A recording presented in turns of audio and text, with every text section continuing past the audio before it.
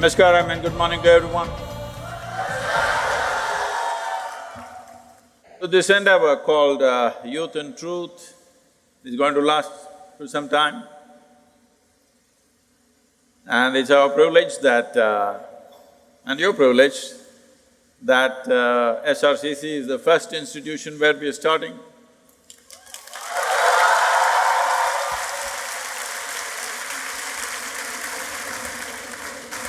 How this came about is, in these many years I've been with people, one constant question that keeps… or regret that keeps coming to me is, Sadhguru, where were you all these days? Why didn't we meet you when we were young? Where were you 20 years ago? Why they're saying this is, the nature of life is such, when we are youthful, there's a lot of energy, but no clarity and balance. When they're old, we don't know whether they'll get clarity, but at least they're reasonably balanced, but no energy. What do you do with balance without energy? You know how to balance on the bicycle, but you don't have the energy to pedal, what's the point?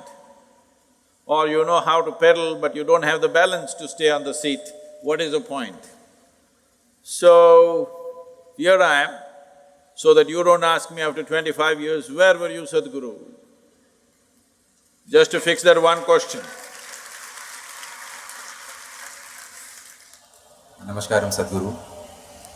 There is no need of much elaboration as to how much privileged we are to have you amongst us. You can introduce yourself. So I am Sri Ram. You were born here? It so happens. I am Sri Ram, I am a third year BCom honors student. Namaskaram Sadhguru, I am Pranit from Ludhiana and I am a second year BCom student. Namaskaram Sadhguru, I am Riya, I am a first year BA Economics honors student. We all are fortunate to have gotten this opportunity to mediate this event. So when we say mediate, we actually… mediation comes in only when we have a fight. Hello? We don't have a fight, so… So, a lot of people had a lot of questions to ask. And we have tried our best, to kind of shortlist them and, put forward whatever is relevant. Sadhguru, all of us sitting in this hall have some goals. And as most of us are students, our goals are at the maximum level. We would like to know, we are very eager to know, when you were of our age, what was that thing which you wanted to become? What was your goal? Oh, this is beginning like an interrogation. Well, frankly, I had no goal of any kind, to such a point that my father used to, what will this boy do? He's not interested in anything. But it was completely wrong because I was interested in so many things. I was not interested in the things that he was interested. I was absolutely interested in many things. See, when we say goals, we must understand this. From where you are, if you set a goal for your life, you can only set a goal according to your present level of understanding and knowledge, isn't it? You think you have reached a point where you know everything in the universe? So if you set a goal, what kind of goal will you set? A very meager goal. And if you grow rapidly, you will be terribly disappointed with your own goal. But this has been taught to you in the recent years that you must be goal-oriented. If you…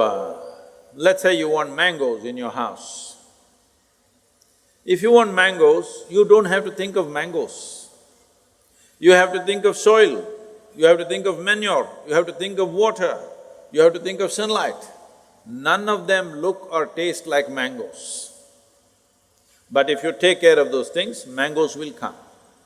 But suppose you have a strong desire for mango, but you did nothing about growing a mango tree in your home, you will want to steal it from him, if he has.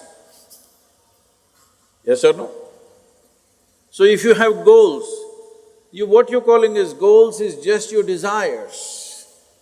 And your desires are just an outcome of the kind of thought process that you have right now. The kind of thought process that you have right now is only dependent upon the sort of data that you have collected right now. In 20 years' time of life, what kind of data do you believe you have gathered to set a goal for life? Not necessary. So, this is something that I'm bringing about. Recently, every year we have this business, we have a business event in the month of November. Many business leaders come, all the top business leaders have been there. 200 CEOs come every year to train with us for 4 days.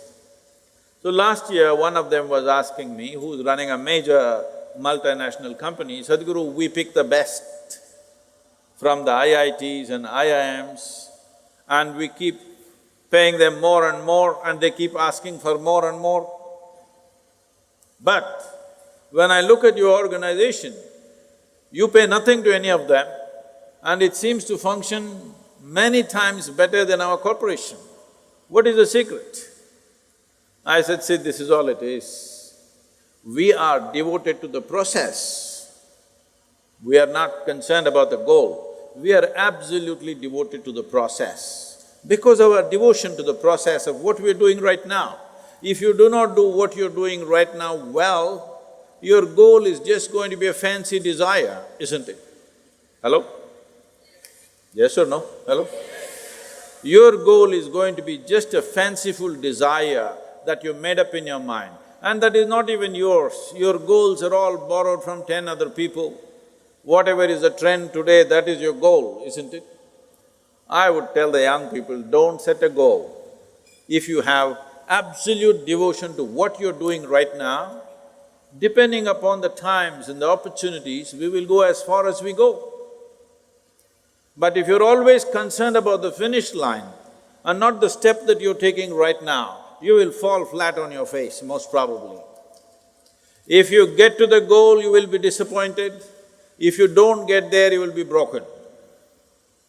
Most successful people on the planet, I want you to just look at it, don't just go by what I say. Just go on the street and watch people, leave the people who are driving bullock cart and this and that. Just watch those people who are driving BMWs, Mercedes and whatever else, okay? Successful people, just carefully watch them. How many of them are joyfully driving their BMW? Hello? How many of them are joyfully driving their dream car that they worked for? You will see hardly anybody, unless it's a stolen car.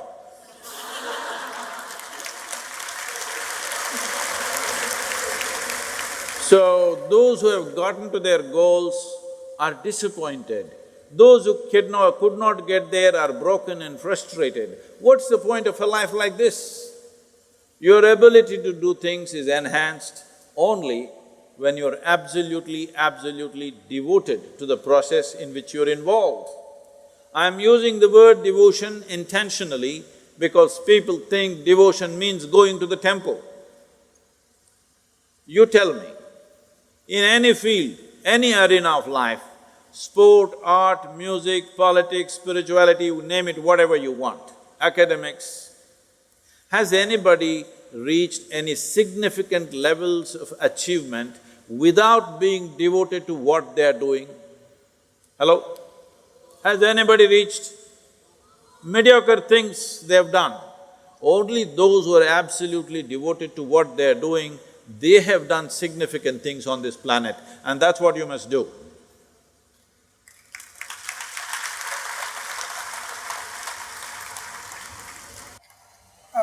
Sadhguru, so as you told us that goals, those who achieve the goals aren't that happy. And those who don't have I goals, thought I'll just scare you a little bit. and those who don't have goals are also not happy. But goals are the starting point. But a lot of… No, please, let me correct this. Is goal a starting point or a finishing line, please? Which is it? It's both ways. How is that? How is goal a starting point? Is goal a finishing line or a starting point, please? Please, you must tell me, all of you, is goal a starting line or a finishing line? What is this? But if goal is something that motivates us to once we think of a goal in mind… You're coming to the point now. So, you have been trained like a circus monkey. You know, circus monkeys are like this. If you want them to do a trick, you have to give them a sweet. Otherwise, I won't do it. One more little sweet. Don't be a circus monkey. I thought we evolved out of being monkeys long time ago. Hello? So, you're only working, what will I get, what will I get, what will I get? What the hell will you get? You'll die one day, that's all.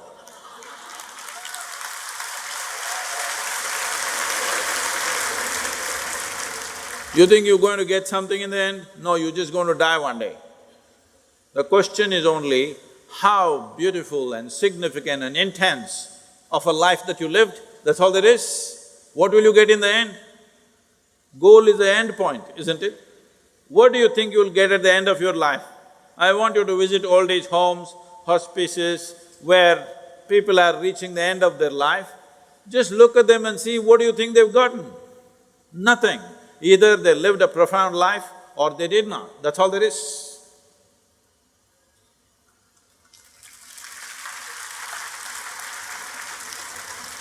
Sadhguru, as humans and as especially youngsters have a lot of desires in their lives. But many a times we all are told that be content with what you have. But it comes to my mind that if we are satisfied, won't that lead to an end to progress? Whoever told you about be content, I don't know. I don't know what kind of teachers you have met who told you be content. Well, the word contentment comes from the word containment. If you think containing your life is an answer, this is simply because you're just shit scared of life. That's all it is. See, if you step out into the world, something may happen to you. Possible? Possible? Hey, are we on talking terms or no? What's the problem here? If you step out of the house, something may happen. Anything may happen. Life may happen, death may happen, injury may happen, terrible things may happen, wonderful things may happen. Yes or no? So, one day something little terrible happened to you. So now, you come to your philosophy, don't step out of your house, something terrible may happen to you. Yes, it may happen. But something absolutely wonderful can happen to you. So if you contain yourself, you can avoid both. Essentially, you are trying to insulate yourself against life. People come to me and say, Sadhguru, please bless us, nothing should happen to us. I say, what kind of blessing is this? My blessing is let everything happen to you. Let everything that's life happen to you.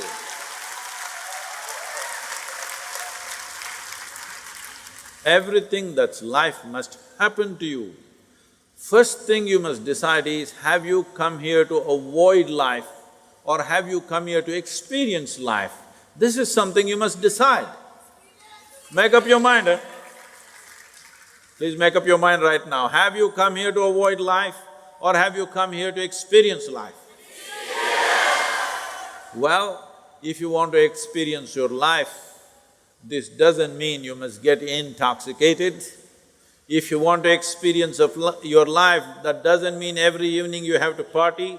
If you want to experience your life, you must bring this one instrument that you have to experience life to its highest possible sensitivity. If this becomes super sensitive, this will experience everything in the universe. If you keep it dull and lethargic, you will be right here, you won't know what the hell is happening around you. Yes? So, right now, because people are heavily goal-oriented, they don't know what's happening around them, they are only interested in the finish line. Finish line comes as a consequence of a certain efficient process.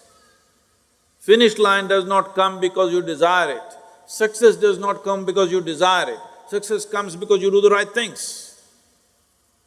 It will not happen to those who are just desiring it. It will only happen to those who are doing the right things right now.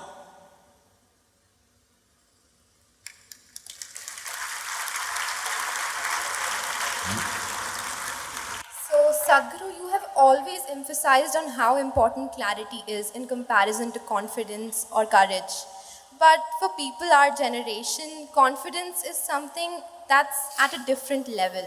Even when my nerves were racking to be here on the stage Really? with you… Yes. Do I look so dangerous? No. No, you're safe, don't worry. I was only trying to scare him, not you. So each of my friends emphasized on how confident I should be. So do you think that overration of confidence has led to undermining the importance of clarity? Very much. See, confidence means this. Tell me, now the hall is reasonably well lit, if I ask you to walk from there to there, do you need confidence? No. Clarity. No. Do you need confidence? No. No. Why? Because you can see things clearly. If you turn off all the lights, make it pitch dark, if I ask you to walk from there to there, do you need confidence? No. You do. If I ask you to walk in total darkness on the street, don't you need confidence? Yeah. You do. Why? No clarity. So, somebody thought confidence is a substitute for clarity. You do one thing, let's say you can't see clearly, one of the main streets in Delhi you want to cross, how to build confidence? Well, you can say, Jai Shri Ram and run across the street. Or you can say, Allahu Akbar, or you can say, Hail Mary and run across the street. You may make it. You may make it just by sheer chance or because of the compassion of some driver. But if you try every day, we know where to pick you up. Hello? So I'm asking, is confidence really a substitute for clarity? The problem is like this, confidence means like this, you take a coin, flip it, heads I will do it, tails I'll not do it. There are a whole lot of people in the world who are doing this. The problem with the coin is it has only two faces. The problem with life is it has a million faces. So heads means I do it, tails means I don't do it. It looks like it solves your problem. But those who are right only 50% of the time in their life, there are only two professions left for them. They can either become a weather person, predicts weather, or you can become an astrologer. In any other profession, you're fired. In any other profession, if you're right only 50% of the time, you are fired, isn't it so? Hello? So, unfortunately, we think, see, it happens many times. If you just run across the street, you make it, that's the whole problem. There is an element of chance in life through which you can make it. But this is something young people must decide. Do you want to build your life on chance or on your competence? This is something you must decide. Very important. You didn't say anything. Huh? On competence or chance? If you even make it by chance, suppose you're successful by chance, you're always insecure and fearful, isn't it? If you've made it by your competence, then it's a different matter. If this doesn't work, we'll do something else. If that doesn't work, we'll do something else, because we built a competence. But if you're living by chance, then if you make it, you're fearful, you will lose the position. If you don't make it, of course, you know the pain.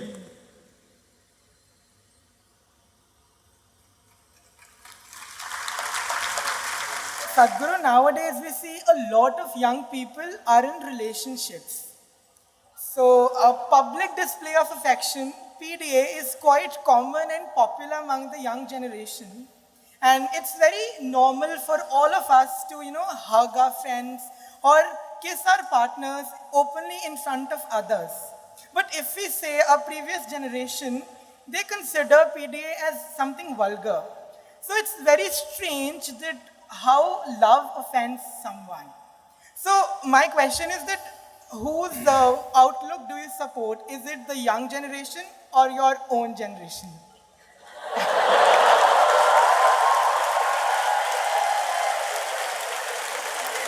What makes you think you're younger than me, huh?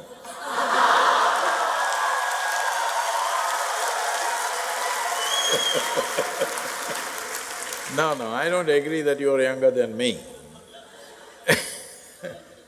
So, there are many aspects to this question. You said today young people have relationships.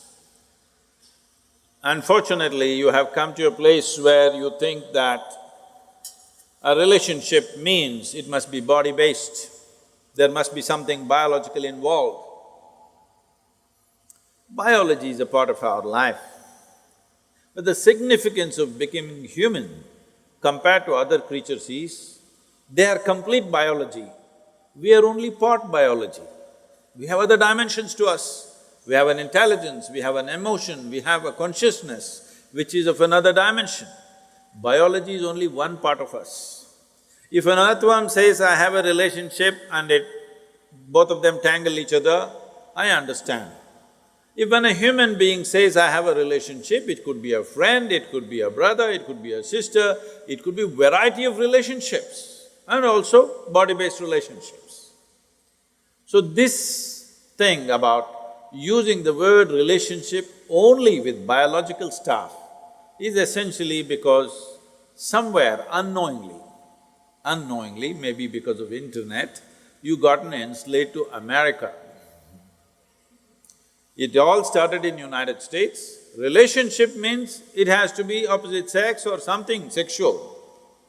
Why can't you hold relationships of other kind? Hello? Are we not capable, I'm asking? Can't we have very intimate, profound relationships with people without fondling their bodies, I'm asking? Possible or no? Biology is not the most prominent aspect of being human. It is there. It's not something that you can, put it under the carpet. It is very much there, but it is not the dominant aspect of being human. With other creatures it is so, with a human being, the most significant aspect of who we are is our intelligence, our emotion, our consciousness. These are big things. Body is just one part of it. I am not saying you must ignore the body is there. Now when you say young people, you're talking about those people whose intelligence has been hijacked by hormones. When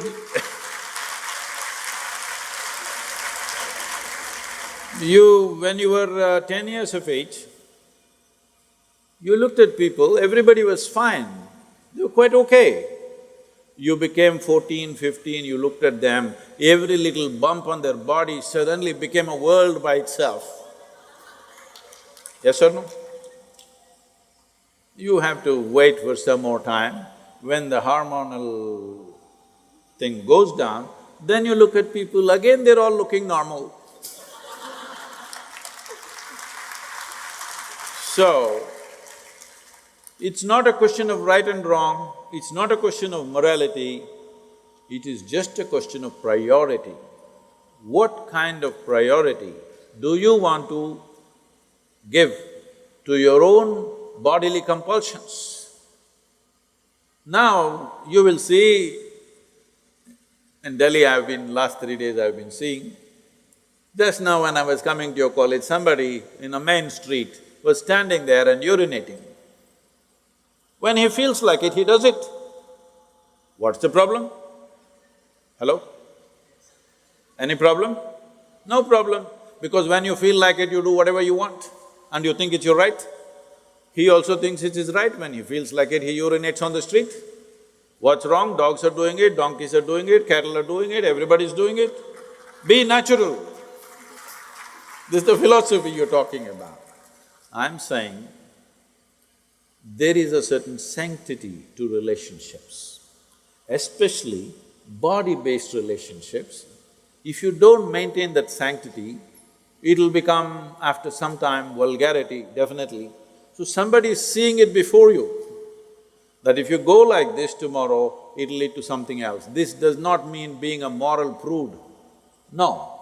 But if you don't maintain that sanctity, you will regret that how relationships will become, how much pain they can bring in your life later on, you will see. So you're talking about previous generation, I don't belong to that, nor do I belong to your generation, I belong to the future generations, that's why I'm like this. The previous generation that you're talking about was a generation which came just post-independence. You must understand their reality. They lived as an occupied nation for a period of time. Some of them fought, others slinked around. Whichever way, their ideas of morality essentially was of their masters. It is British prudery that they carried within themselves. Their idea of being right is that they must be in a straitjacket all the time. You don't have to go by that, nor do you have to do something stupid in reaction to that. You must conduct your life sensibly. You must conduct your life in such a way that this will work for you for your entire life in some sense. You do something wacky today and there may be a payment tomorrow. So why don't you think it through? What is the best thing to do? How much of what to do? Isn't it? How much of what should I do? How much of body? How much of intelligence? How much of emotion? How much of consciousness? In your life you must decide which should dominate your life. Accordingly you conduct it, it's fine. Somebody doesn't like it, they need not see it.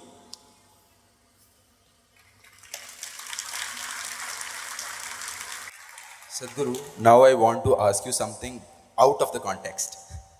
So when we all sat for deciding on the questions which we want to ask, a girl came up with something very, very unique which she noticed in you, and we felt it is relevant.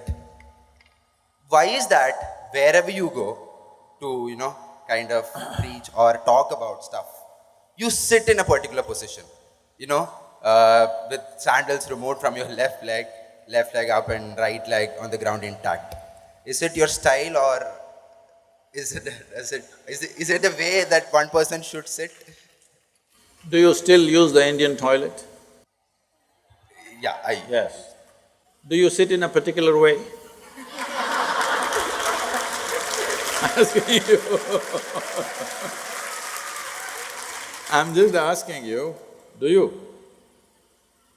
Why? Because the body is made like that. Today, I forget the name of the university, some university in United States made a study and they said, this is the best way to shit. Because your thighs will go into your abdomen and press it out and everything that needs to come out will come out. If what needs to come out doesn't come out, it will slowly raise to your head. Yes. So to perform different types of activity, in the yogic sciences, we observed that certain types of body positions will support certain activity to its best. Or in other words, what is called as yoga. What is called as yoga is another different thing. What is called as hatha yoga, the physical postures, it is about manipulating the body in such a way that you get to a certain geometric perfection, that your geometry is aligned with the larger geometry of creation, so that you're always in sync, you're never off. And how balanced you are, how clearly you see things and how well you do things simply depends on how much you are in sync with everything else around you.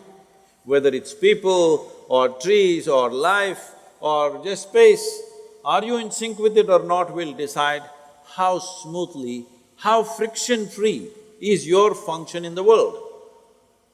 Now, I don't sit like this all the time, only when I speak. How I am sitting, if I have to explain, there is something called as siddhasana. That means, there are many aspects to it. One simple aspect is the left heel.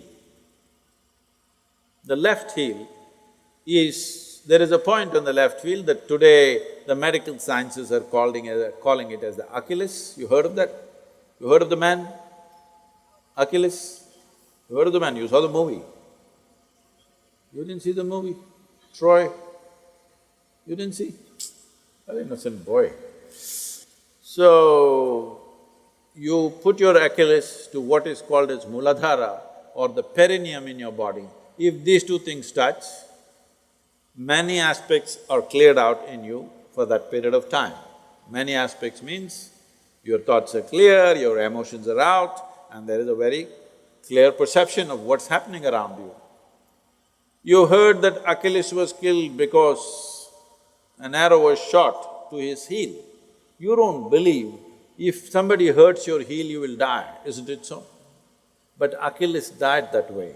And there's another person who died that way in India way before him.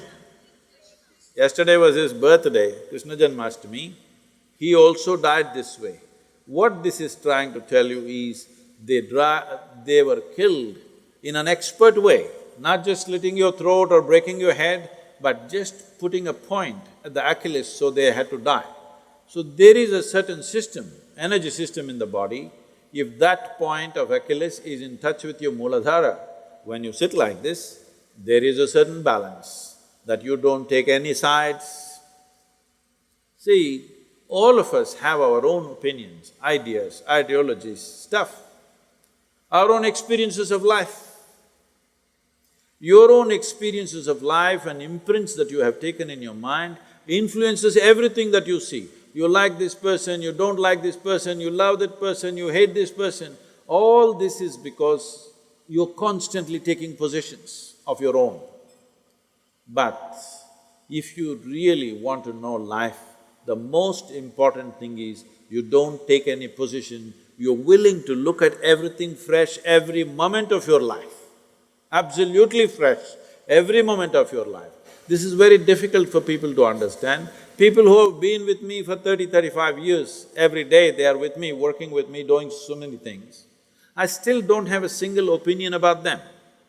Only when I need to do some work, I may look at their competence and stuff, but I don't have a single opinion about anybody who's around me for such a long time. By now you should have formed your opinions, but I don't, because that is the essence of spiritual process, that we constantly looking at every life as a possibility. There is of course a distance between possibility and reality. Some will have the courage and commitment to travel that distance, some will not have the courage and commitment to travel that distance. But every life is a possibility. If you want to keep that possibility open, you never ever form an opinion about anybody of any sort. Good, bad, ugly, you don't form these opinions, you simply look at them right now. How are they right now, this moment? That's all that matters to me. How you were yesterday is not my business. How you may be tomorrow, let's see. Tomorrow must be created, not concretized right now, isn't it? It's a certain geometry of the body. If you manage the geometry of the body well, you must… I'm telling you, right now, people, the Western cultures are going about propagating yoga is another stretching exercise. Instead of that, you can do Pilates, instead of that, you can do boxing, instead of that, you can play tennis. See, if you want to be just fit, go run somewhere, climb a mountain, play tennis, do something. Yoga is not about fitness. Fitness is just one consequence. The important thing is to get the right geometry of life, because physical universe is all geometry. Now this building is standing here, whether how long it will stand, whether it will fall on our head today or will it stand for a long time, essentially depends on how geometrically perfect it is. The same goes for the body, the same goes for the planetary system, the same goes for the universe, the same goes for everything. Planet Earth is going around the sun, not with a steel cable attached to it, just perfection of geometry, isn't it? If little off geometry, if it happens, it's gone forever. And that's true with you also. If you go off your fundamental geometry, you're gone. It's very important at an early age, you do the right things to bring a right sense of geometry. Now, you become competent to go through life. Those people who are thinking only good things should happen to them, obviously they're unfit for life. Because if you do not know how to go through harsh situations well, joyfully, then you will avoid all possibilities, isn't it? You will avoid all great possibilities of life simply because you want to avoid a little bit of difficulty. Only when you're geometrically in a certain state of congruence, then you're willing to go through any situation, no matter what it is. Sadhguru, jealousy is always considered as a really cynical emotion. But to be honest, for me, it has worked so well.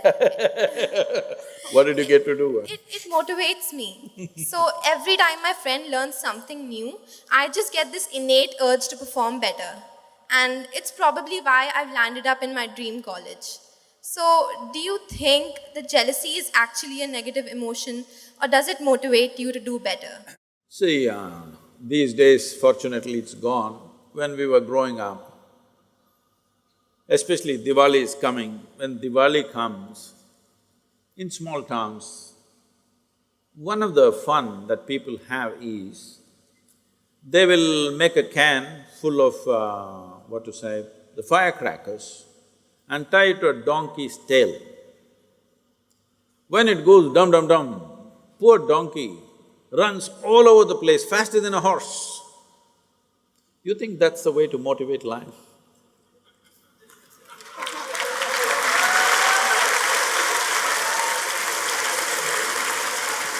There are better and more intelligent ways of doing things.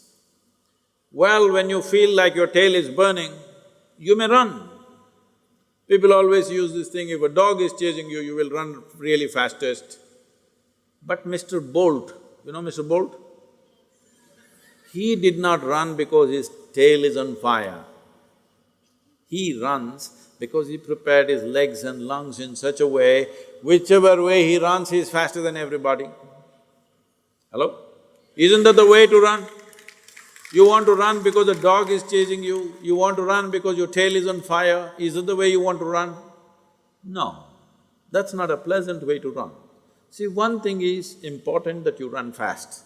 Another thing is that your experience of running is fantastic. Isn't that important? Hello? Well, you got into your dream college, but it could be hell, 3 years of hell, who knows? Is it not important that these 3 years are a fantastic experience for you? Huh? Not important? Running is not the only important thing, how you experience it, what comes out of it tomorrow. Suppose we ran because our tail is on fire, now we understand the only way to make people run is to set their tails on fire. How much damage we will cause to everybody? And I've seen these donkeys running faster than a racehorse because they're terrified. That's not the way to run. Please don't do that to yourself, not anymore, okay? Now the dream has come true. Sadhguru, now that we talked about her dream college, I take the leverage of putting you in a situation. It's okay, you were born here, so it's all right. Suppose you are a third-year student at SRCC. So most of the third years would join me in the mindset that this is the time, where we have a lot of options. We can opt for placements, or we can do higher studies, or we can pursue CA, etc., etc. But at times it happens that our vision or our goal about life is different from that of our parents. Have you ever come across a situation where your goals are not in line with your parents? And is it okay to, kind of go against them? See, they had goals and goals, I had none, so I never came across such a thing.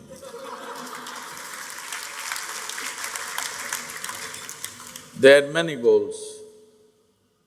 So, my father, being a physician, is a very good man, and academically, all his life he's been at the top. And he's a physician. In India, we have a malice that first thing is you become a doctor. If you cannot, you become an engineer. If you cannot, then only you end up in commerce. At least in the previous generation. When we are growing up, that is the thing. So, obviously his dream is, I should become a doctor. I hope he's not on the web listening to me. Because he studied in such a way that he didn't study because for him it was a passion. He lost his mother when he was 4 years of age and she died of tuberculosis. So though he's from a very large business family, he committed that he will become a doctor because somewhere a 4-year-old boy felt that if there was a good doctor, the mother would have lived. So he committed that he wants to become a doctor. For him, being a doctor was not a profession, it was like his religion. He lived like that. So naturally, he wanted all the 4 siblings, all his 4 children rather, to become doctors. First one didn't become, second one didn't become, third one didn't become, I got caught. At the age of 10 or 11, I clearly told him, see, one thing is I'm never going to be a doctor. Please don't pin your hopes on me. He showed me all his notes, piles of notes that he has kept about his studies. He said, I've kept all this so that one of you will become a doctor. Well, all 3 went different ways and me going nowhere. I'm only interested in biology, means I'm interested in the jungle, not in dissecting something, just looking and observing things. So, a time came when I finished my… This is not a good example, you're asking me questions, okay? I finished my what is today called as +2, is it? What do you call this? 12th. At that time it was called as pre-university course. I finished my 12th standard and I decided I will not go to the university. By then I had cycled across southern India, I had seen more life than most people would have seen. I had done some small tradings of this and that and earned a lot of money. Lot means in those days, a few thousand rupees. Maybe I had 50,000–60,000 rupees when I was 17 years of age. All rolled up, I didn't know what's banking, so rolled it up and put rubber bands and hid it all over so that my brother doesn't steal. So, I have a lot of money and I have a bicycle and I want to go to Moscow on my bicycle, I'm preparing for that. So I'm not going to the university for sure. In this family, if you fail, there's an advantage, you don't go to the university. If I knew that, I would have just failed. But the problem is I had passed. So I said, I won't go to the university, I will educate myself. He said, what? Not going to the university?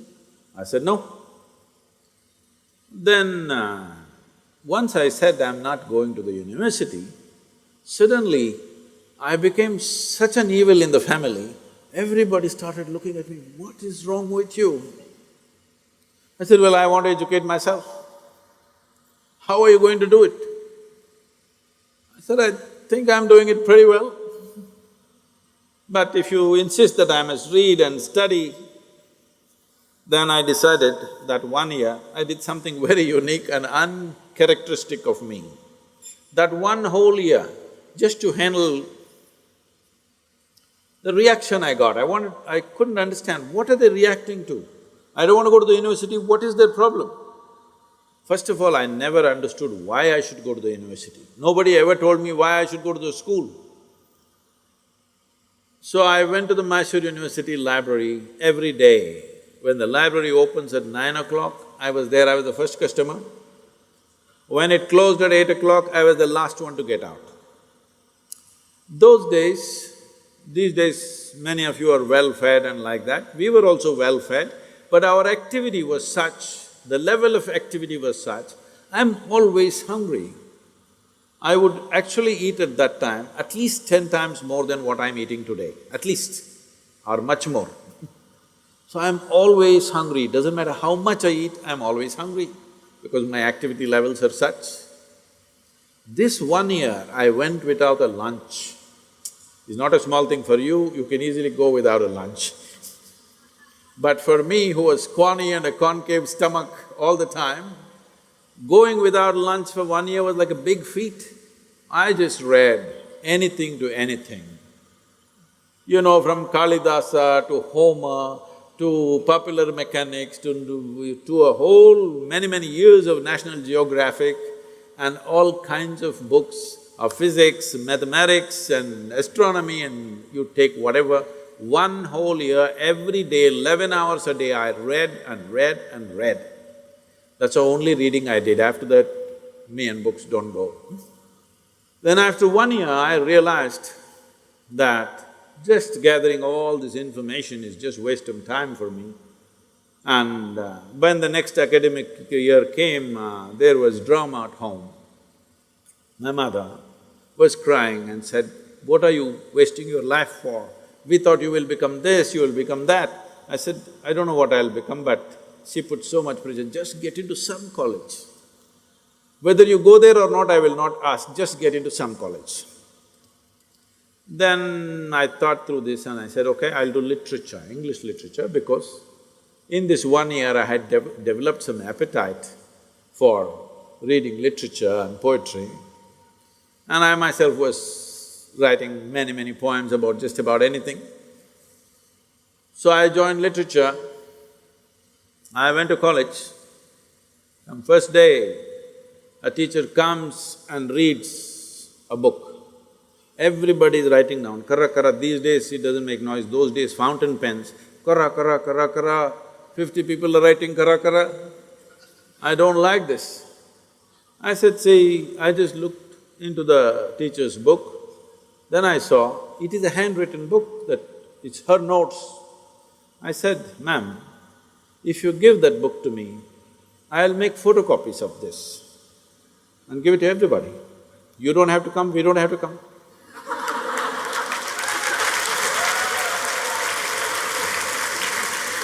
But if you want me to come here, I have 1,000 questions. Not 1,000, I have millions of questions, like a dark cloud, it's hanging around my head. I'm going to ask these questions. If you cannot answer these questions, I cannot sit here.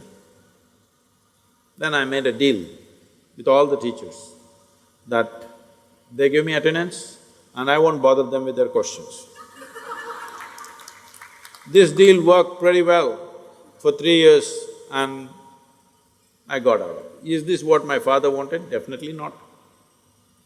Why I'm saying this to you is not to simply go against your parents, that's not the point. The point is, This life is precious. Now when you're talking about, what shall I do this, shall I do that, is it only about how to earn a living? You must get off that. This is not about… education is not about earning a living. When an earthworm can earn a living, a grasshopper can earn a living, every damn insect, bird and animal can earn a living, a street dog can earn a living, what is the big deal about survival with such a big brain? Survival is not the big thing about the human being. Survival has become a problem because you want to survive like somebody else, that's the whole problem. If you want to survive, there's not a problem. My father would ask, how will you make a living? How will you live? What will you earn? I said, if nobody wants to feed me, I'll go into the jungle. And I went into the jungle for weeks and survived very well by myself. Many times I went off into the forest and I just survived off the forest without any food support from anywhere else. So survival is not the issue. What are we going to do with this life? Are we going to take this life to full potential, or are we going to be those people who are just shit scared of life itself and what will happen to my food, what will happen to my food, what is this? When a street dog is not bothered, happily is wagging his tail and going tuk tuk tuk, what is your problem with such a big brain, I'm asking? You don't educate for survival, you educate because you want to expand your horizons. You want to make this life into a worthwhile life, that's what that matters.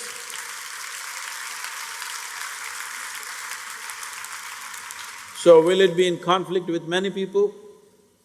Of course it will be, because they think you won't make it. I must tell you this now that you asked this question.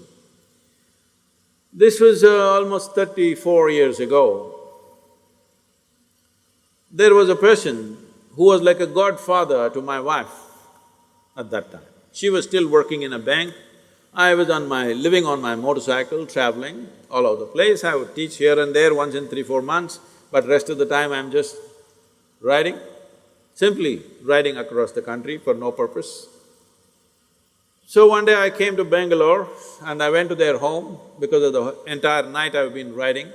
I went to their home and I wanted to shower and have some food and then go pick up my wife from the bank. Then I showered and ate well, and then this man sit in front of me and said, "See, I know somebody in the Bangalore Development Authority, in this particular extension there are some house sites available, you must get yourself a house site." I said, "What? Me buy a house site for what? I live on the motorcycle. Why will I buy a house site?" He said, "No, you're married, you can't be like this, you need to have a house someday. You must buy a house site." I said, "Don't you tell me this, that if I wanted to buy real estate, I wouldn't buy a house site, I will buy a town, okay? So that's not my interest at all. I'm not going to buy a house site, please don't try to push me. Thank you for the meal and the shower." But then he looked at me hopelessly and asked, "How long will you go on like this?" I said, as long as my marbles roll, that's about it. That's how long everybody goes about in their life. Then I went out and I didn't see… and I met him here and there. For about 18 years I had not met. In 2017 see, the problem is just this, people value something only because it's recognized by somebody, that means they're blind, isn't it? If you look at this, you must know this is light.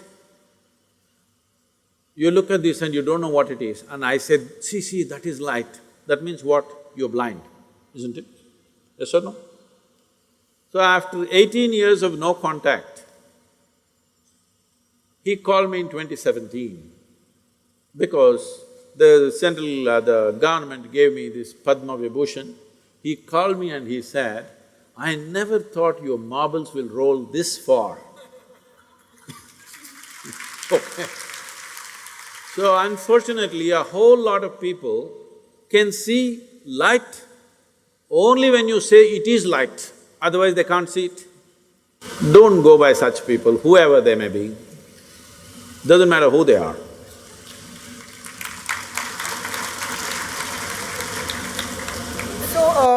expression of opinion and expressing yourself out is a fundamental right given to all the citizens of the country. And we youngsters born in the era of social media are not at all hesitant about expressing our opinions on social platforms or with anyone. But there are times when, because of we expressing our opinion, we might hurt someone's sentiments or other people might get offended by what we say. So in such a situation, how a youngster should use the tool of social media and expresses his opinion so that in a very balanced way, so that no one is hurt. See, one important thing, I was also telling the Twitter people, and yesterday I think they tweeted about it because I spoke about it day before yesterday, is this. See, today, it's now 280 characters, not 140. In 280 characters, some of the world leaders are expressing the policy of the nation, all right? They're even setting foreign policy agenda of the nation, major nations, in 280 characters, Twitter. So I was telling these Twitter people, see, what you guys are missing, just for the numbers, you're missing something tremendous. Tomorrow, the entire world may set its agenda and policy on the Twitter. But that will not happen simply because for 7 billion people you have 15 billion accounts, because most of them are fake. People who don't have the courage to put their name out and say, oh, this is what I want to say, such people are slinks. This is not opinion, isn't it? This young people must do. You can say what you want, but you must have the courage to stand up and say, okay, this is what I will say. Not hide under the chair and say something loudly. What is the point of such a life? What is the point of such an existence? Is it not important that whatever you say, you're accountable for it? Hello? Huh? Is it not very important? All of you who are managing false fake Facebook accounts, Twitter accounts, take it away, put your name out there. This is me and this is what I say. You like it, you don't like it. If you don't like it, please tell me, I will look at it. Yes? If you don't like it, you explain to me why you don't like it, then I will consider. But you don't even want to put your name on it, but you want to express your opinion all over the world. No, you have no right to do such things just because you have technological tools, okay? I can't stand behind this board and shout something at you. If I want to say something, I must be able to say it to you, isn't it? Unless people are responsible. Without responsibility, you should not claim an authority over everybody's life. I don't have authority over your life to just say whatever I want about your life and what you do. If I want to say, I must take some responsibility for that, isn't it? If this is brought about, everybody can say what they want to say. Only thing is, you're talking about if it hurts somebody, see, let's understand this. Speech, communication. Speech is communication. Communication between who? Two people, isn't it so? Two groups of people or two individuals or whatever. When I'm speaking to you, is it not important? Whatever I wish to say, I can say. Is it not important? I respect your position and I'm willing to listen to what you say and then I will say strongly whatever I want to say. I will say it very strongly, see, look at me. What I say, I will say it very strongly. But I am not even willing to listen to you, that is not acceptable. That is not at all acceptable. But right now, that is the instrument social media has given to people, that they can say what they want and they don't have to listen to anybody. If you say something, they will abuse you. Abuse is also language, isn't it so? Shall I use it right now on you? Do you want it? Do you want to be abused by anybody? So if you don't want to be abused by anybody, you must understand nobody else wants to be abused too. It's just that. Sadhguru, So you have built such a huge Adiyogi statue at your ashram, and whoever visits that place are in awe of that particular statue. So do you think nowadays, in the current scenario, things has to be done in a mass scale to get noticed? There's only one, how is it mass? There's only one statue, how is it a mass? But it's So huge. it is built in such huge form. The size. Yeah. See, what is big and small is according to people's perceptions. All the people in the yoga center, they say, Sadhguru, we should have made it little bigger, it's looking so small compared to the mountain behind. So what is small and big is always people's perception. But there is something called as visual impact. Of all the five sensory organs that you have, of seeing, hearing, smelling, tasting and touching, tell me if I tell you, suppose I'm going to take four of these away from you right now, which one would you like to keep? Just the nose or just the tongue? What would you like to keep? This is an option. Four you have to lose, one you can keep, which one will you keep? Everything is important. Everything is important, but you're going to lose four. You must learn to exercise those options because life is like that, it won't let you keep everything, some things you have to lose. So four you have to lose, which four will you want to lose and which one thing you want to keep? Can you just tell the five? Either I'll take off your eyes, or your eardrums, or your tongue, or your sensation, or your nose. Which one thing you want to keep, tell me? Eyes, of course, because of the five sensory impacts that you have upon you, visual impact is the largest impact for you right now. But let us say you were a dog. I'm not saying. I don't think dog is anything derogatory, I think it's a great animal. If you were a dog, if I asked you this question, you would say nose, because his food, his survival happens because of his nose. But for a human being, the visual impact is the largest impact. So, in that sense, it is not about the size of the Adiyogi, it is about the geometry. To get the geometry perfect in a small size is extremely difficult, extremely difficult. So we needed a certain amount of size to get the geometry easily in place. The geometry of Adiyogi, now that you asked this question, is to exude. See, when I say geometry of Adiyogi will exude something, is it true you went home today and your father was sitting in a certain way? Just by looking at his posture, you know whether he is angry or happy, unhappy, disturbed. Do you know or no? Yes. So, the geometry of Adiyogis, we wanted this to exude three aspects. One is exuberance of life, another is stillness of life, another is intoxication. I worked for 2.5 years to get this face right, many faces were made. Then we decided we need a certain size, and that size became over 80 feet.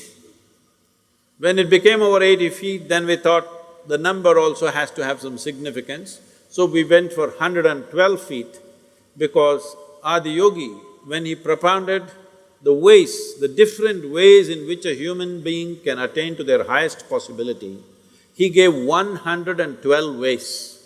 So we made it 112 feet. It could have been 87 feet. But I thought if you're going 87, what is the problem? We'll get it to a place, a number that he likes. So it became 112 feet, but we wouldn't have been able to achieve the geometry of what we wanted in less than 80 to 90 feet, it wouldn't be possible. That's why it's 112 feet.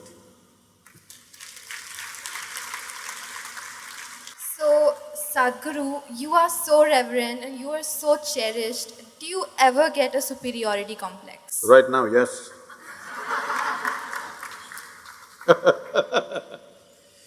See, The question is not about superiority complex, inferiority complex, poverty complex or wealthy complex. That you have a complex is a serious problem, isn't it? Whatever kind it is. What a complex means is, you have assumed something about yourself and you have concretized that assumption. In such a way, you make a bloody fool of yourself wherever you go. Do I look like that? Hello? Do I look like I'm making a bloody fool of myself with you? No. No. So, no complex of any kind. But then our confidence fluctuates every day. So what do you have to say about that? Because I don't have any confidence about anything. I just have clarity. People think I have knowledge. No, my head is empty. That's why to make it look little substantial, I have a turban. It's totally empty always. But I have clarity. Clarity means what? You see things the way they are. Knowledge means what? You have fixed information about everything. If things have changed, you will not see it the way it is. That's as good as being blind. See, people think owls are blind. It's not true. Their vision is far more sensitive than yours. But because of sunlight, they're blinded because it's too much. Suppose, what is the power of your glasses? Around 3.4. 3. Let's say we will put 10. If you put 10, if you look at these lights, you'll feel dazzled. That's what is happening to an owl in the day. When light goes down, he sees very clearly. Not because he's blind, because his eyes are super sensitive. So, it's important that you bring clarity to your life, not knowledge, because knowledge is conclusions that you gather. Knowledge is okay when you're trying to do something physical, material in the world, but not with life. Is it true what you thought was absolute at the age of 12, today is not true? Yes or no?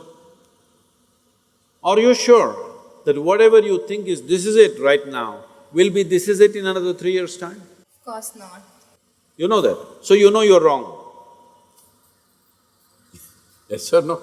Yes. So you know anyway you're wrong, so why assert the wrong things?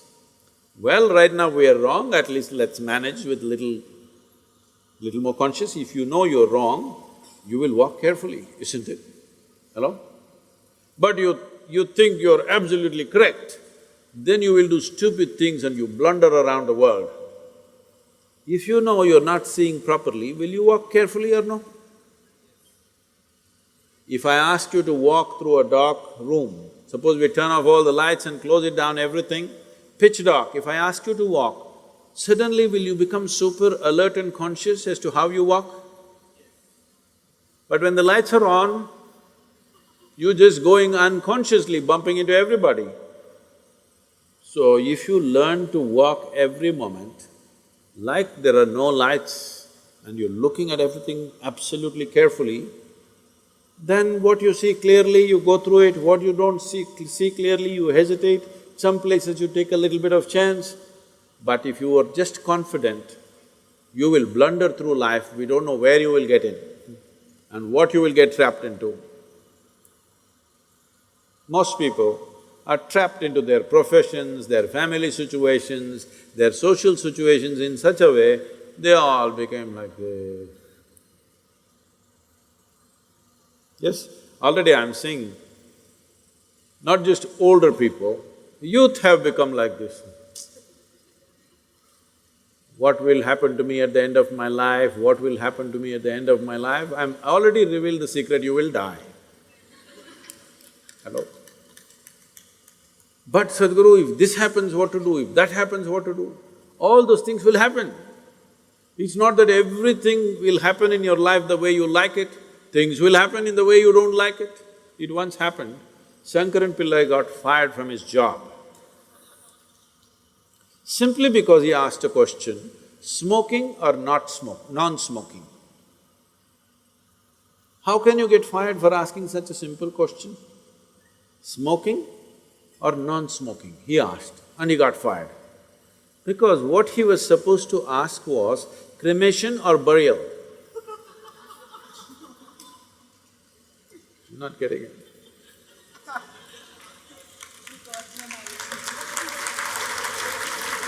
So, many times what you do, thinking I'm right, may be irrelevant to the situation in which you exist. So the most important aspect of your life is you're relevant, not right. You're just relevant. To the existing situation, you're relevant. I am right, I am right, I am right. This is confidence. You being right, nobody cares. All the idiots who think they're right, nobody wants to listen to them, nobody wants to be around them, isn't it? People who always think, I'm right, you want to be around them? No, the important thing is you're relevant to the situation in which you exist. If you have to bring relevance into your life, you must extinguish your confidence and bring clarity. To develop clarity, there are many systems. See, to develop your muscle, there are systems, isn't it? Similarly, to develop clarity, there are many systems. Unfortunately, our education system is dulling clarity in so many ways.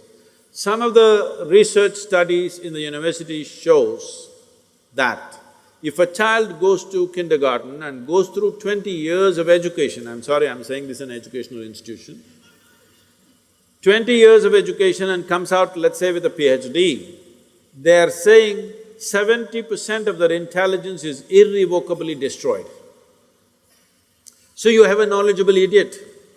What do you do with this?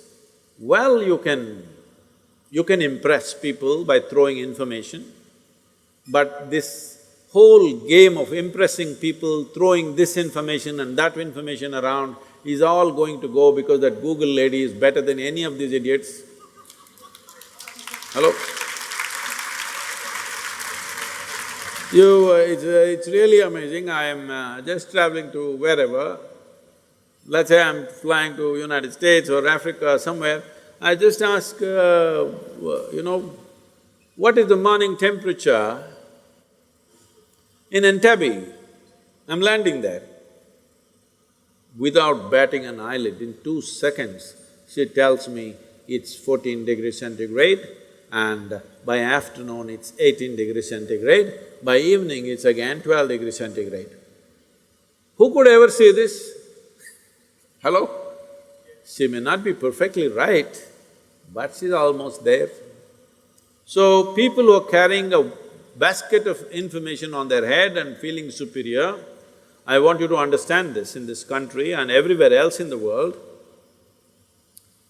In not the previous but the previous generation, somebody who could read a book was seen godlike because everybody else was illiterate. And people thrived simply because they can read the Gita or the Bible or something else. They thrived simply because they can read. But once everybody can read, we are ignoring those people completely. Yes or no? Hello? You're falling asleep, I think. This is not a commerce class. So, people who are carrying information and feeling superior, they will all be made into nothing in the next 15 to 20 years' time. Once artificial intelligence becomes all over the place, information will mean nothing because it'll be available everywhere. By then, you must be competent to do something beyond information. This is why I'm with you.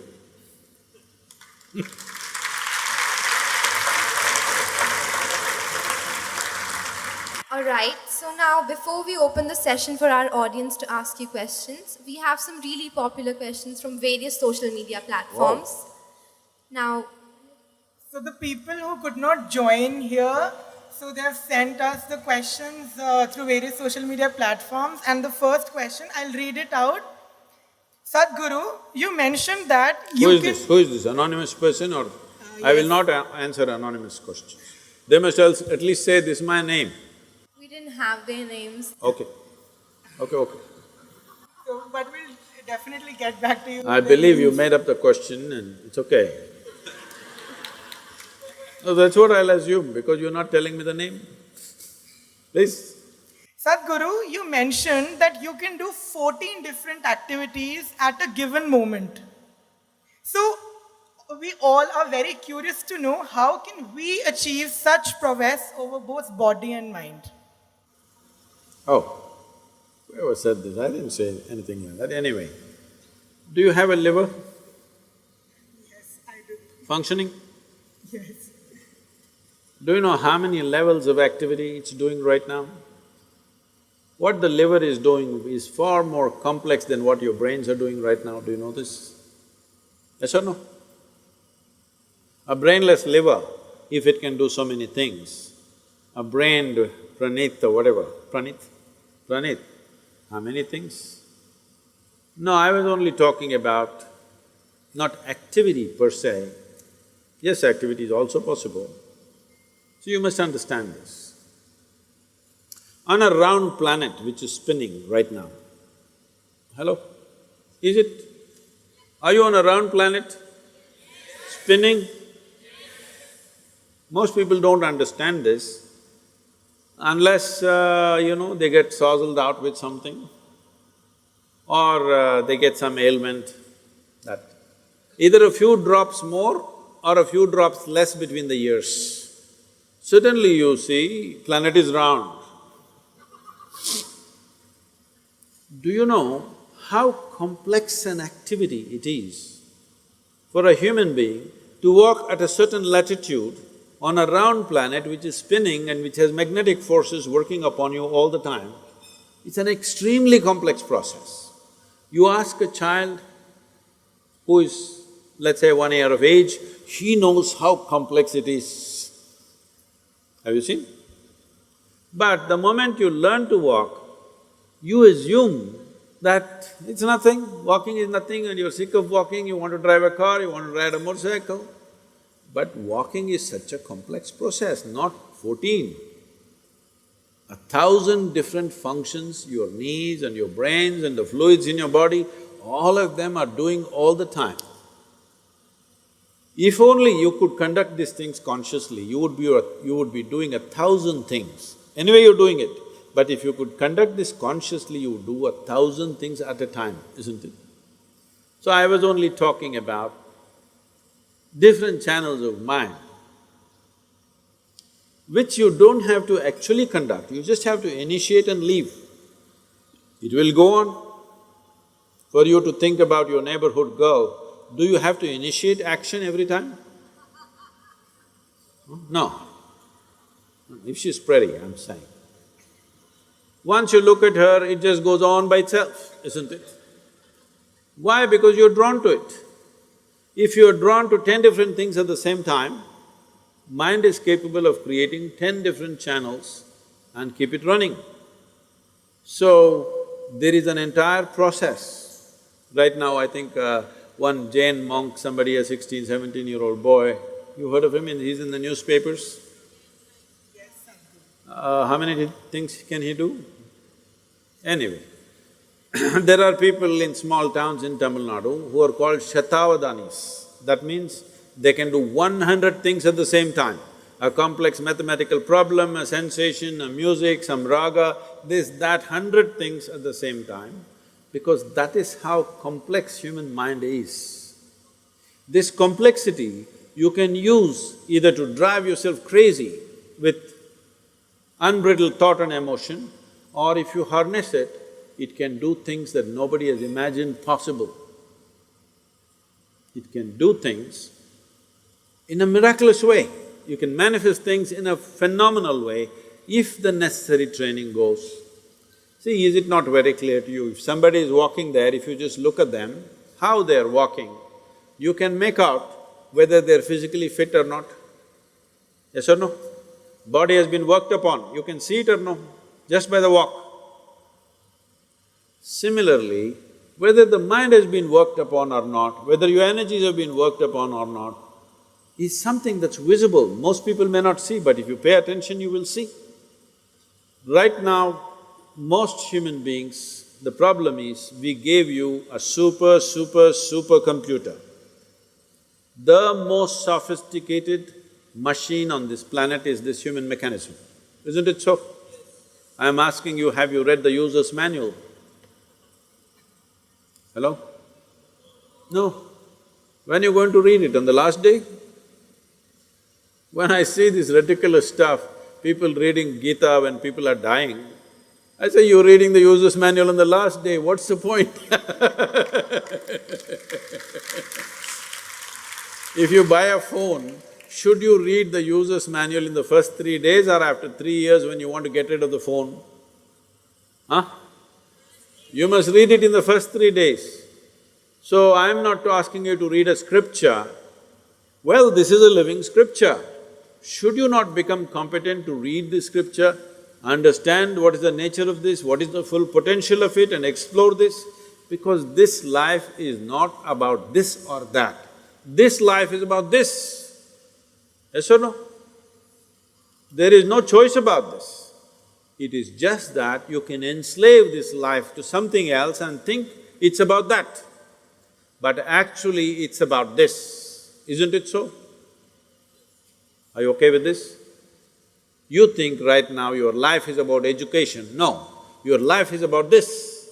You want this one educated, you want this one to do well, you want this one to experience love, you want this one to experience pleasure, you want this one to do all this. All the other things are only attendant things. This is the real thing, isn't it? So if this is the real thing, does this deserve some amount of attention? Some amount of attention means not standing in front of the mirror and attending to your skin endlessly. Should you not pay attention to every dimension of what this human being is made of? What makes this life tick? And how? If you understand what makes it tick, you can make it roar. If you make it roar, why 14 things, you can do many more.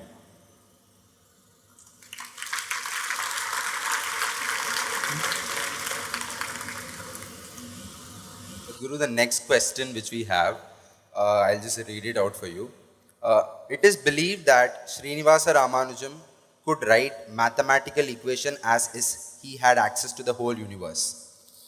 He also says that Goddess dictates him those mathematical ideas. How can I reach to that state? That is the question. First you must find a goddess, huh? You interested in this question? Hello? I want to hear whatever I hear loudly, I'll go by that.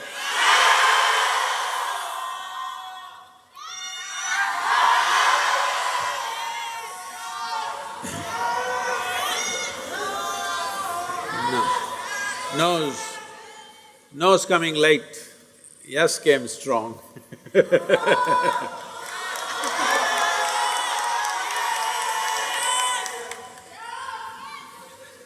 All of you, do you use a phone? Why? Why do you use a phone? Why did we first of all make a telephone? Because we can speak. If we had no ability to speak, would we manufacture a microphone, a telephone, any of these things? Hello? Why did we come up with a bicycle? Because we can walk, but we wanted to walk faster, so we ran. We ran and we knew there's a limit. We wanted to go faster than that, so we came up with a bicycle. Suppose we were made like a tree, rooted to one place, would we have invented a bicycle? No. So a telephone, a telescope, a microscope, bicycle, automobiles, airplanes, everything what?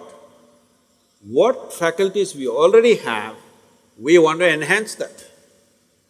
We have not come up with any machine for which we had no faculty and suddenly we came up with something, because we don't even know what those things are.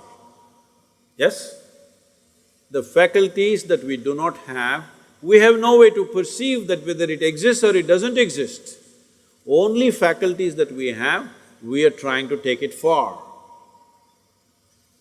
So in this effort, we came up with many machines.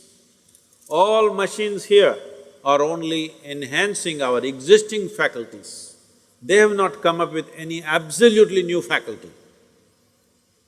In the same context, right from ancient times in this culture, we came up with machines not made of material, not made of mechanical process, but an energetic process.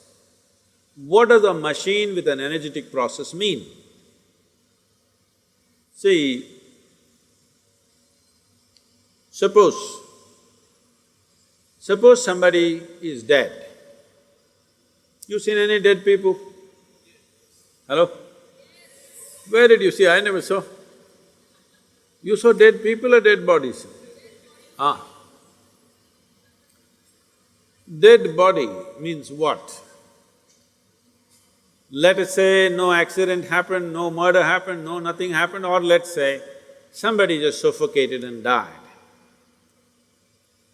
If somebody suffocated and died, heart is in the right, heart is doing well, maybe not beating but it's fit, liver, kidney, dam, everything is all okay. Only thing is, the person is not alive. All the mechanical parts are okay. Only thing is, that life energy is missing. So this is also an energy machine on one level, isn't it so? Yes or no? This is also an energy machine, on top of it we put mechanical parts to it. Even if all the mechanical parts are intact, if there is no energy, this will not function. So from looking deep inside, we understood we could create an energetic machine without mechanical parts, because if mechanical parts come, they need a certain level of maintenance and servicing and works. But if you just create an energy machine, it will simply function day and night. Suppose your motorcycle or your car or whatever you use, let's say your phone was just an energy machine without mechanical parts. See, it's happening. From such a big phone, it's slowly becoming smaller, smaller. With less and less mechanical parts, it's becoming more and more efficient. Why do you think?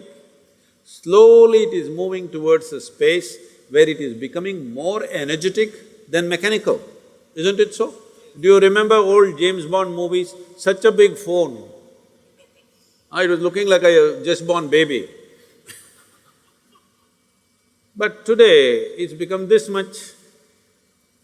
As they're expecting in another probably 10–15 years, your phone can be just imprinted on your hand. Simply like this you can speak, or you don't even have to do this. If you simply do that, it will say what you wanted to say. So from being mechanical, now we are going towards energy-based machine. From a huge earth mover to a computer, this is the big difference, that it's more energetic and less mechanical. So we created energy machines, which in this culture we called as deities, or the English word is deity. Generally we call them as murtis, that means a form. A form which has a certain ability to do certain things, energetic forms. So some different forms are like windows to the existence, you could open up different dimensions. All this is forgotten, made into absolute nonsense today in the form of superstitions, but otherwise, it was clearly prescribed. Because today people get identified with this or that, they think their gods are about belonging to them. No, these deities, God is the wrong word for this, these are deities or murtis, these were created with a specific purpose. If you want intelligence, you go to one kind of deity. If you have fear problems, you go to another kind of deity. You have love issues, you go to another kind of deity. You have prosperity issues, you go to another kind of deity. Like this, they made energetic forms, which you must learn to use. These are not places of prayer, these are not places of worship. These are places where you learn how to use the machine for your benefit. They were built in various forms and various capacities. They were also connected to people's genetic information, which we called as Kuladaivas, where only for that genetic pool it will work. This is a very complex process. So Ramanujan comes from the south. Why I'm specially mentioning the south is, these things were there everywhere in the country, but the northern belt of this nation has taken too many invasions, too much disruption. South south of Vindhyas, we've been very well protected. Even today we maintain many things. We never had major disruptions as the north had. Because of this, certain sciences are still alive and active, which could produce a Ramanujan. Ramanujan spoke about black holes nearly 100 years ago or more than 100 years ago, when there was no concept of black holes. He made mathematics for black holes when there was no concept of black holes. Science always progresses like this, first the concept, then the theory, and then the mathematics. But he made the mathematics first, before there was a concept, before there was a theory. And when they asked him, he was sitting on his deathbed and simply pouring out mathematics, notebooks and notebooks of mathematics, simply pouring out. People asked, where is this coming from? What is this? He said, my Devi bleeds mathematics.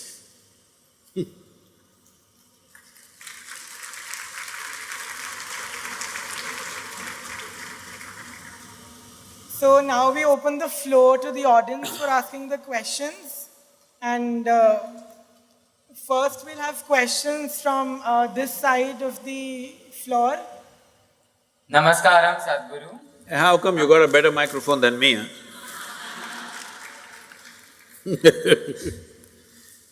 My name is Azim. I am a first year student pursuing BCom honors. So basically we all know that at this age we get into a relationship, then we broke up. So there was one of my friend recently who broke up, and he was like, he asked me to give him some advice on how to move on and how to cope up with things. So being of the same age, I cannot advise him because I don't know how to move on. So my question is that how to move on after that situation.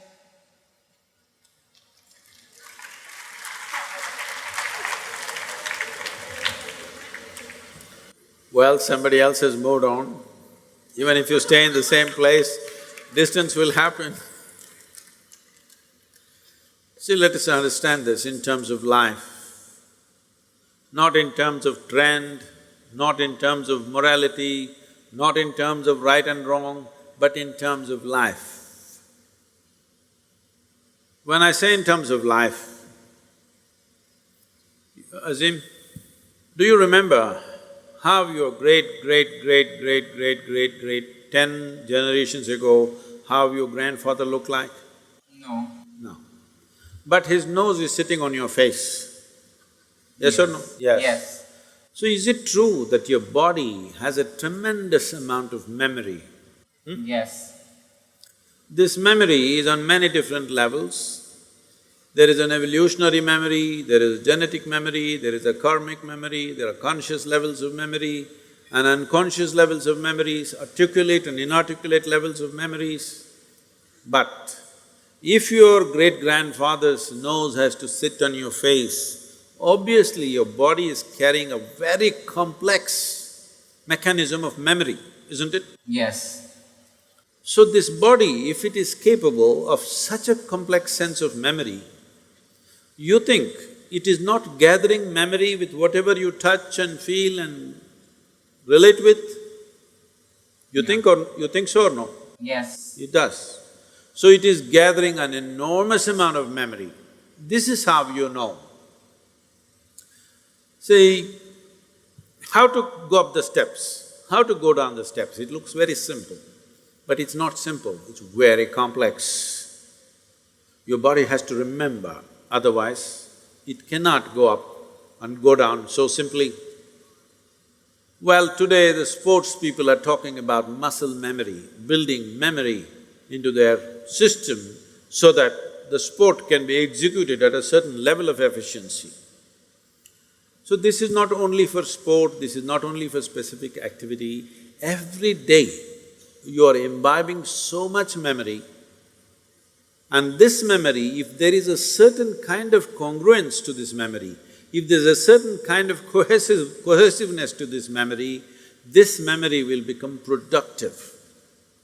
If there is a certain sense of chaos to this memory, if there is a certain level of chaos to this memory, then you may know everything, but this memory will work against you because it's contradictory and conflicting within itself. When you say a relationship and when your friend asks you this question, the question itself is coming because it matters, isn't it? Yes. If you didn't matter, you could have just forgotten about it and gone on like old pair of shoes. But it matters because you invested your thought, your emotion and maybe even your body. Once you've invested these three things, there is a profound sense of memory about that. If you create a lot of contradictory memory in your system, you will see life will tell later that you will have everything but you feel like you have nothing because it's confused and it's joyless, it doesn't have exuberance. It's very important young people understand the mechanism of what you have been given. If this was just a lump of flesh, you could have done whatever the hell you want with it, but this is a very sophisticated machine. If you treat it sensitively, it can do things in a phenomenal way, otherwise it'll do mediocre things. Suppose I gave you, let's say you know nothing about computers, I gave you, let's say, Apple Air. Have you seen this model? Yeah. Very thin and sharp.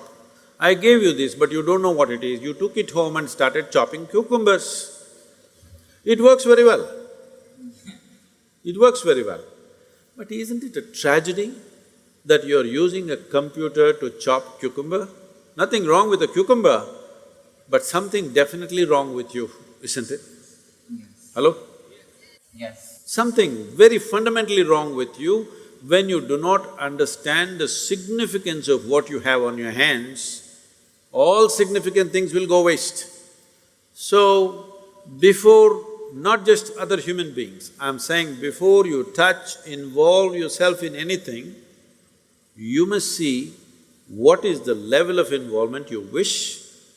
You must see where do you want to take this.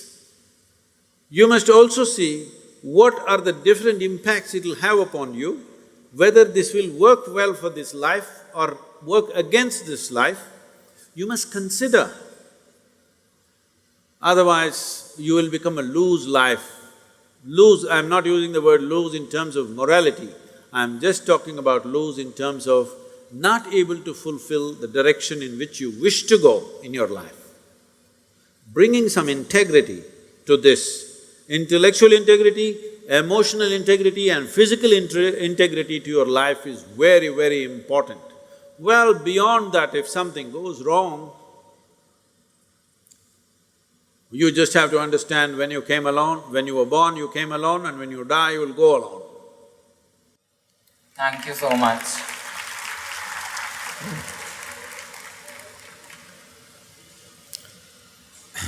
This girl, she can't live without asking the question, please give it to her. Namaskaram. I am Shraddha Sadhguru. My question is, I am pursuing science, and when I talk about yoga and doing Shambhavi in my college, people kind of look down upon me, saying, "You are a science student, how can you talk about these things?" How can you live sensibly? And so in my first year, I used to feel very bad about it, but then I just left it. Now I have a question as to why there is such resistance in the youth about our own sciences. I mean, Indian sciences have been established by a deep understanding of everything. Why is there a resistance? And if I mean, is it important that we convert this resistance into acceptance, or at least, tell them not to disregard it without having explored it in its complete sense? And if so, how do we integrate inner sciences into the current education system that is in place? Thank you so much.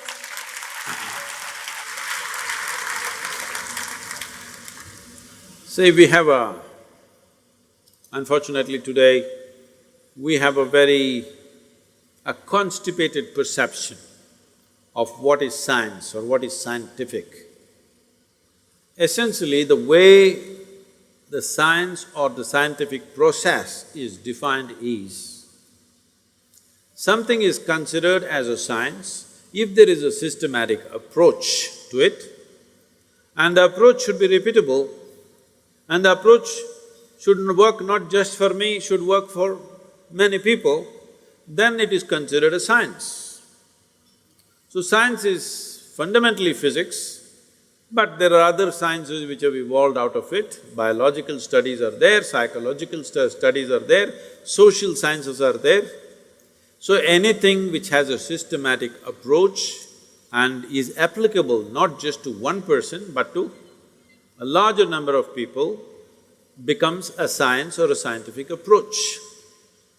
In that sense, there is no science which is a larger application except physics. There is no other science, or even physics. There is no other science which is as largely applicable as yogic sciences. It is just that the yoga that people have heard about today is a rebound from the American coast. So they think yoga means wearing Lulu pants and going around, it's a kind of a fashion. No, yoga means this. I want you to listen to this carefully because this is not something that you can explore in a casual atmosphere like this. Yoga literally means union. What does union mean? The very body that you carry right now. One day somebody is going to bury you or burn you, smoking or non-smoking, we will do it. Yes or no? Either we do this or that. Will you become part of the earth? Hello? How come now you're not part of it, I'm asking? Even now you're part of it, isn't it? You're just a small outcrop of this earth. Only because you were given the ability to be mobile, you lost your sense. You thought you were a world by yourself. If you were stuck like a tree, I'm sure you would have understood you're part of the earth, isn't it? Just because the planet gave you the freedom to move, how stupid we became. It's not just with body, it is so with the entire universe. It is not just with the physical form, so with every aspect of you. So yoga means union. What it means by saying union is, it is a science of how to obliterate the boundaries of your individuality so that you become a much larger life than what you are right now. Either you can live here as a constipated life. When I say a constipated life, constipation means it happens little by little. That's constipation. Hello? Right now for most people, life is happening little by little. You ask them, what are the great moments in their life? They say, when I passed my examination, I felt great, then I was miserable, then I found a job, I felt great, but then all the people made me miserable. Then I got married, it was really wonderful, then my mother-in-law came and she did it. She didn't come, she was there before your husband. She was there all the time, she was there before you and before your men. But like this it goes on, they will count 5 things where they had great moments in their life. This is a constipated life. That every moment of your life is not an exuberant outburst of life, it is once in a way something happens to you. Constipated or no? No, you must say yes or no. Do you want to live a constipated life? If you have to live an exuberant life, the boundaries of individuality have to go to whatever extent. Only then you capture a larger amount of life and you have a larger experience of life, a higher level of exuberance than what you normally see around you. Have you blown soap bubbles when you were at least young? When you were young? Did you blow? Ah. Did you blow soap bubbles? At least when you were children? So you got only this much big bubble, but somebody else got that big bubble. Same soap, but somebody blows this big bubble, yours is only this much. Why do you think? Hello? You also have a lung full of air, you also have soap, but one person gets this big bubble, another person gets this big bubble. Why do you think it happens? Because if you want to expand boundaries, what is important is not the desire. What is important is you need to capture that much air in that limited possibility. Then it becomes this big. Similarly, this one. See, my body and your body are different. This is me, that is you. Till we bury, we don't understand, it's all the same earth. But right now, this is my body, that is your body, 100% clear. This is my mind and that's your mind, 100% clear. This can't be that can't be this. But there is no such thing as my life and your life. There is just life. How much life you capture determines the scope and scale of your life. Not how much information you capture, how much life you capture will determine the scope and scale of your life. So if this has to happen, you have to breach the concretized boundaries of your individuality and push it. When the boundaries are dissolved, then we say you are in yoga. If one experiences the dissolution, then we refer to that person as a yogi. Well, how far each individual is going to go is subject to various realities. But at least, should you not make an effort, a scientific and focused effort as to how to breach these boundaries of individuality which we ourselves created? Hello? All your boundaries are created by you, isn't it?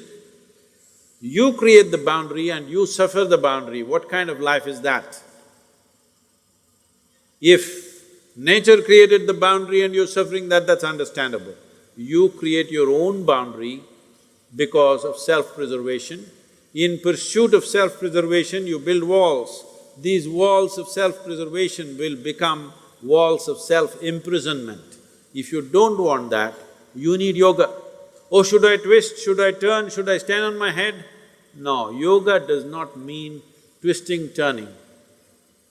You can breathe and do yoga, you can walk and do yoga, you can talk and do yoga, you can read and do yoga, you can sleep and do yoga, you can stand and do yoga, you can do yoga in whichever way.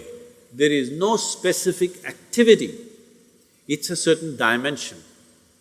What is the dimension? Unfortunately, once it goes to United States, they will reduce it into a specific activity and Lululemon pants you have to wear. Otherwise, no yoga. People keep asking me, even yesterday somebody asked me, Sadhguru, how many hours of yogasanas do you do? I said, 20 seconds. What? Only 20 seconds? Yes. Actually, it's true. I do only 20 seconds of sadhana every day. I wake up in the morning, if I sit up, just 20 seconds, I'm done. Then I don't do yoga rest of the day? No, I live yoga because my entire life is to constantly wipe away the boundaries within myself and within everybody else. This is yoga. What we're doing here is yoga right now.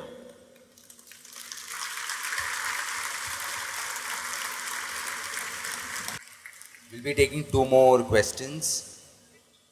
So hello sir, myself Shudipto Das. So I saw one of your videos on what a 20-year-old should do in life. There you asked us to take a few days off uninfluenced by anybody and think what is needed the most for the universe. But also you added to keep aside the compulsions, to keep aside the things that are coming due to our immediate compulsions. So suppose my immediate compulsions are food, shelter, and like to get self-sufficiency. So how do I keep them aside and do something as important as, say, gender equality? Oh, what is that? What do you do about gender equality? If you don't do anything, the girls will prove they're equal. No, I feel that there should be gender equality, and in this stage of the world, such situation is not present. No, what I'm saying is you don't have to do anything about gender equality. If you don't mess with the girls, they will prove they're equal.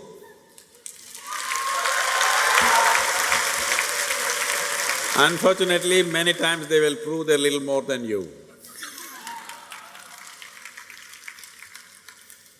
No, I don't know how these two things are linked, but you're talking about what I said, that before you take major steps in your life, you must move to a place where you're not influenced by your peers, by your elders, by your parents, by your teachers. Spend some time upon yourself. What is it that I want to do with this life? This life. Do not understand life as job, food, profession, this, that nonsense. This is life, isn't it? Hello? You are mistaking the accessories of life as life, unfortunately. Today if people say, my life, we are supposed to understand they're talking about their car, they're talking about their home, they're talking about their wife or husband, they're talking about their dog. No, this is life. These are all accessories of life. Once the accessories of life become more significant than life itself, oh, you're finished, okay? Whatever you do, you'll be messed. So I said withdraw from all the influences that you have, spend at least a few days upon… if you think you're a worthwhile life. If you think you're a worthwhile life, it deserves attention, isn't it? This life deserves attention. You spend a few days looking at, if all these people who are not there telling you 1,000 things as to what you should do, what is it that you really want to do? You must look at it, isn't it? People come to me and tell me, they've been married for 35 years. Sadhguru, I knew I made a mistake with this marriage. Then I ask, is it really? Then how did you get these 3 children? Marriage was a mistake, you could have stopped right there. How did 3 children happen? No, Sadhguru, you know, I know how that happens. But then how did you build this big house, this nonsense and all the things you're beginning to suffer now, unfortunately. You're not enjoying them, you're suffering them. So how did you do all this? No, Sadhguru, you know, mistake. Why you're a serial mistake? Because you don't stop and look, what is it that this real life really cares for beyond social pressures, beyond teachings, beyond all kinds of diktats that come from everywhere. What is it that this life wants? Every human being must look at it. Every human being must look at it. It's everybody's right to look at it, beyond all the pressures.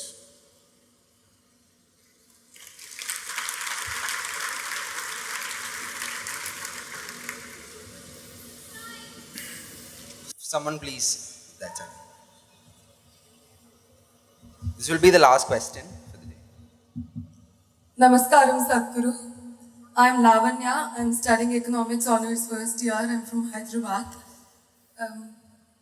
Despite being surrounded by so many people, we still lack that feeling of belonging to somebody, being accepted by somebody, being loved by somebody. How should we deal with that discontent and loneliness? ఏమండి హైదరాబాద్ నుంచి వచ్చి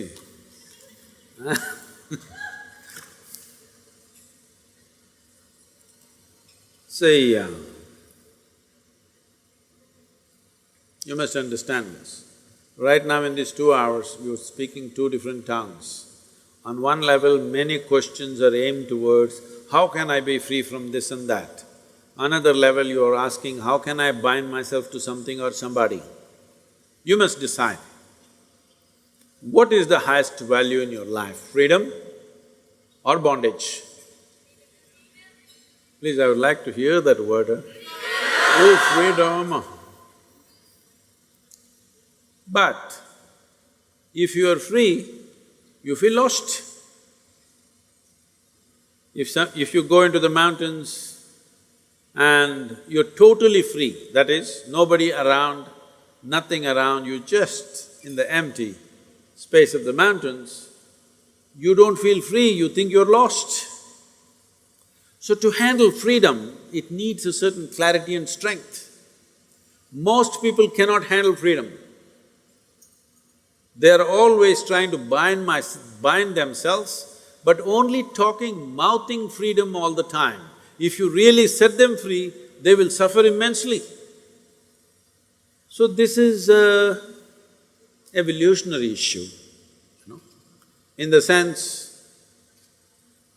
human beings are right now like this. A caged bird, if you keep a bird caged for a long period of time and then one day you took off the door of the cage, still the bird won't fly. From inside it'll protest that it's not free, but it'll not fly. Human condition is just that. For all other creatures, nature has drawn two lines within which they have to live and die, and that's what they do. But only for human beings, there's only bottom line, there's no top line, and that's what they're suffering.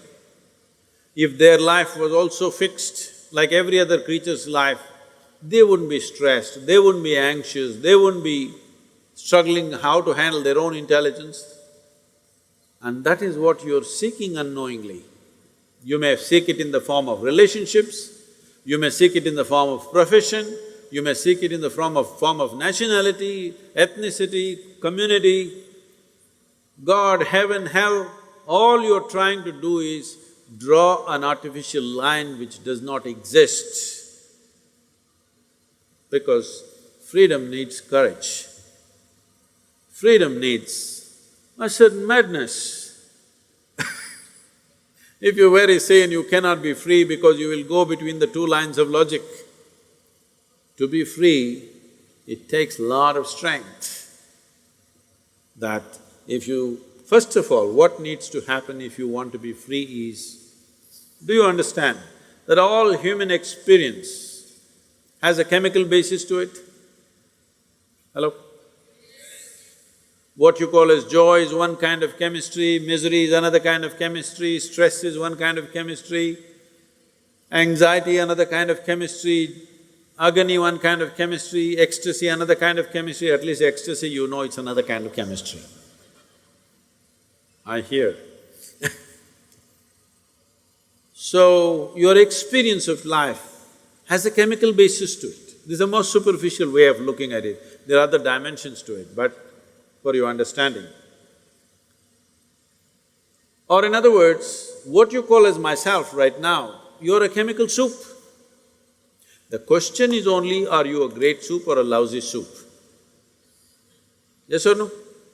Right now, if you have a chemistry of blissfulness, if you close your eyes, it's fantastic, if you open your eyes, it's fantastic, if somebody is here, it's fantastic, nobody is here, it's very fantastic. Yes or no? But you have a lousy chemistry. If you look at them, if they smile at you, it's nice, not fantastic. If they look at you like this, suddenly it's a problem. If these people are happening just the way you want, your chemistry is reasonably balanced. If they do something that you don't like, boom, it goes somewhere else. So essentially, you have not looked at this mechanism, what is the basis of this, how it functions, how I can make it function at its highest level. Right now, let's say you really blissed out like me. Do you care who is around, who is not around? If they're around, it's fantastic. They're gone. Fantastic.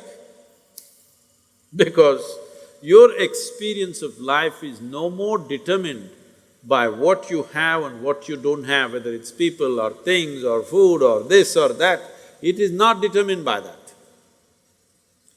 Once your way of being is not determined by anything outside of you, then there is no such thing as loneliness. But you will enjoy your aloneness because whether you like it or you don't like it, at this young age, it's a little difficult to understand this, whether you like it or you don't like it, within this body you're always alone, isn't it? Whether you do interaction or intercourse or whatever, still you're alone in this body, yes or no? Hello? If you don't learn how to handle this aloneness, you have not learned anything about life. This is the most beautiful thing.